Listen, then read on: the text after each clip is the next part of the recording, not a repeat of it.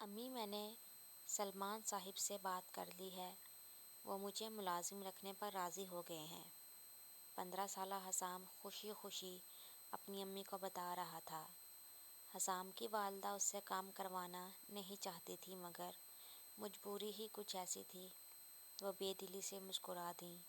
والد کے انتقال کے بعد حالات نے وقت سے پہلے ہی حسام کو سمجھدار بنا دیا تھا۔ وہ میٹرک کا امتحان پاس کر چکا تھا۔ سلمان صاحب کی موٹر مکینک ورک شاپ تھی۔ چند مہینے میں ہی حسام نے اپنے کام پر اتنا عبور حاصل کر لیا تھا جس کے لیے کئی سال درکار تھے۔ سلمان صاحب نے اس کی تنخواہ بڑھا دی تھی۔ ایک بار سلمان صاحب کے دوست ڈاکٹر صلاح الدین صاحب اپنی گاڑی ٹھیک کرانے ورک شاپ آئے۔ ڈاکٹر صاحب سے یہ اس کی پہلی ملاقات تھی۔ سلمان صاحب کہیں گئے ہوئے تھے۔ وہ حسب عادت پوری توجہ سے ڈاکٹر صاحب کی کار پر کام کر رہا تھا۔ کچھ دیر اسے ایسے ہی دیکھتے رہے اور پھر پوچھا، تمہارا کیا نام ہے بیٹے؟ لہجہ شائستہ تھا۔ حسام الدین۔ مختصر جواب دے کر وہ پھر کام میں لگ گیا تھا۔ تمہارے والد کیا کرتے ہیں؟ چند لمحے رک کر انہوں نے دوسرا سوال کیا۔ جی، وہ اب اس دنیا میں نہیں ہیں۔ تم پڑھتے نہیں ہو؟ انہوں نے ہمدردی سے پوچھا۔ نہیں، مجھے پڑھنے کا شوق تو بہت ہے، لیکن حالات کی وجہ سے مجبور ہوں۔ ڈاکٹر صاحب کچھ دیر اور اس سے باتیں کرتے رہے۔ اس دوران گاڑی کا کام مکمل ہو گیا تو اس نے کہا، لیجیے آپ کا کام ہو گیا۔ حسام بیٹا، کیا تم مجھ سے میرے کلینک میں مل سکتے ہو؟ کسی وقت کارڈ بڑھاتے ہوئے اس کی طرف انہوں نے کہا۔ ان کے لہجے میں کچھ ایسا تاثر تھا کہ حسام نے وہ کارڈ لے لیا۔ اتنے میں سلمان بیگ آ گئے اور ڈاکٹر صاحب ان کی طرف بڑھ گئے۔ السلام علیکم۔ اگلے ہفتے وہ ڈاکٹر صاحب کے کلینک میں تھا۔ وعلیکم السلام۔ ڈاکٹر صاحب نے مسکرا کر جواب دیا۔ مجھے تمہارے آنے سے بہت خوشی ہوئی حسام میاں۔ جانتے ہو، جب میں نے تمہیں پہلی دفعہ دیکھا، مجھے اسی وقت اندازہ ہوا تھا کہ تمہارا کسی مہذب گھرانے سے تعلق ہے۔ پھر جب تم نے بتایا کہ تمہارے والد کا انتقال ہو گیا تو مجھے بہت افسوس ہوا۔ میں تمہاری مدد کرنا چاہتا ہوں۔ حسام میاں، کیا تم تعلیم پھر سے شروع کرنا چاہتے ہو؟ جی انکل۔ حسام کا جھکا ہوا چہرہ ذرا اٹھا تو اس میں امید کی کرن تھی۔ اچھی بات ہے، میں تمہاری تعلیم کا پورا خرچ اٹھاؤں گا، بس تم دل لگا کر تعلیم حاصل کرنا۔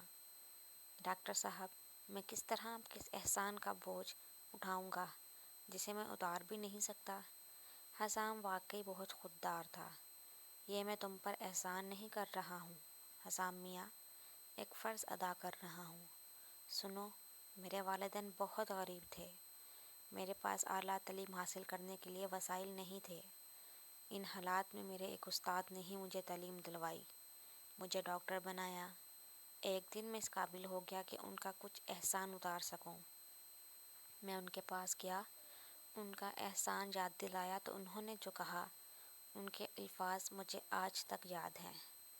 انہوں نے کہا تھا کہ برخوردار، میں نے تمہیں اس لیے تعلیم نہیں دلوائی کہ تم مجھ پر مہربانی کر کے میری نیکی برباد کر دو، اسے ختم کر دو۔ نیکی سفر کرتی ہے۔ ہاں، اگر تم واقعی کچھ کرنا چاہتے ہو تو کسی ایسے بچے کو جو تعلیم کا شوقین ہو مگر اس کے پاس وسائل نہ ہو، اسے تعلیم دلوا دینا۔ تو حسام میاں، میں صرف اپنے استاد کا قرض اتار رہا ہوں۔ حسام اب مطمئن ہو چکا تھا مگر چہرے پر پھر ایک الجھن آئی۔ انکل، میں صبح ورک شاپ جاتا ہوں اور رات 10 بجے واپس آتا ہوں۔ تعلیم کے لیے وقت کیسے نکال پاؤں گا؟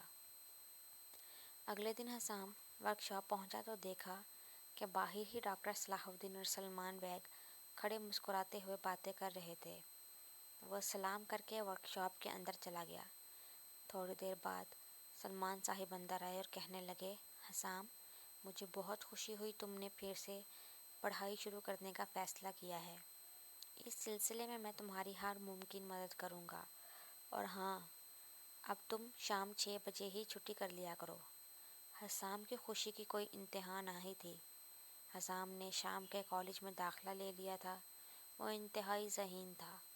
اس نے اپنے لیے تجارت کے شعبے کا انتخاب کیا تھا۔ ٹیوشن کی ضرورت اس کو پہلے بھی کبھی نہیں پڑی تھی۔ کبھی کبھار کوئی بہت مشکل سوال ہوتا تو وہ ڈاکٹر صلاح الدین کے بیٹے خرم سے مدد لیتا تھا۔ خرم ایک بینک میں مینیجر تھا۔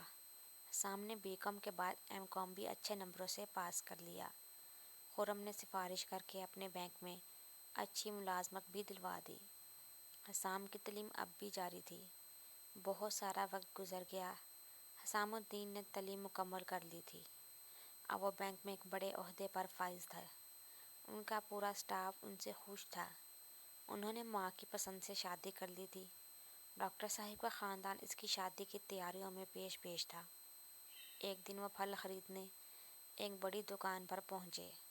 خریداری پر دکاندار نے ایک لڑکے کو اشارے سے بلایا اور کہا کہ یہ سارے پھل صاحب کی گاڑی میں رکھ دو۔ حسام الدین صاحب کو یہ لڑکا بہت شائستہ لگا۔ انہوں نے لڑکے سے پوچھا، تم صرف کام کرتے ہو یا پڑھتے بھی ہو؟ لڑکے نے جواب دیا، میرے والدین نہیں ہیں، میں اپنے غریب چچا کے ساتھ رہتا ہوں۔ وہ بھی یہاں سے تھوڑی دور کام کرتے ہیں۔ میں نے 9ویں جماعت پاس کر لی ہے۔ آگے پڑھنے کا شوق تو ہے مگر گھر کے حالات خراب ہیں۔ ٹھیک ہے، حسام نے اپنا کارڈ اسے دیتے ہوئے کہا، تم اپنے چچا کے ساتھ اس پتے پر آ جانا، اللہ بہتر کرے گا۔ یہ سفر کرتی نیکی کا ایک اور پڑاؤ تھا۔